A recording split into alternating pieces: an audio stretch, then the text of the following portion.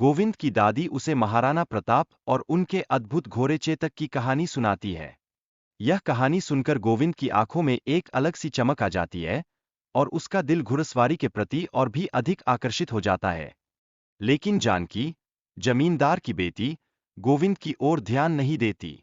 इस बात से गोविंद गुस्सा हो जाता है और वह सोचता है कि उसे जानकी से बदला लेना चाहिए, उसकी अनदेखी का कुछ तो उत्तर देना चाहिए। फिर एक दिन विक्रम सिंह, एक साहसी बागी, अपनी बहादुरी से ब्रिटिश ऑफिसर्स के खिलाफ लड़ाई लड़ता है। उसकी यह वीरता गांव वालों के लिए एक नई उम्मीद की किरण लेकर आती है और गोविंद को इस कहानी में एक महत्वपूर्ण मोड़ दिखाई देता है।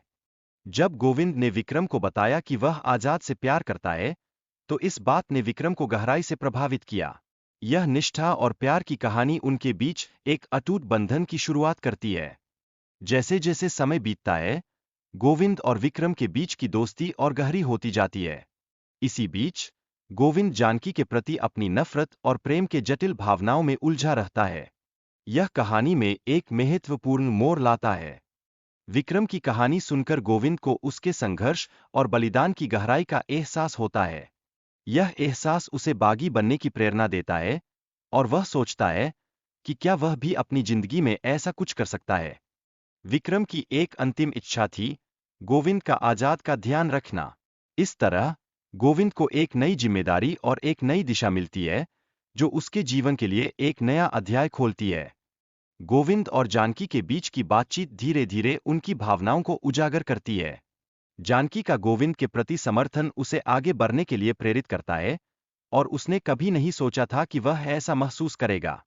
आजाद की स्थिति और उसकी मानसिकता को समझना गोविंद के लिए बेहद आवश्यक हो जाता है।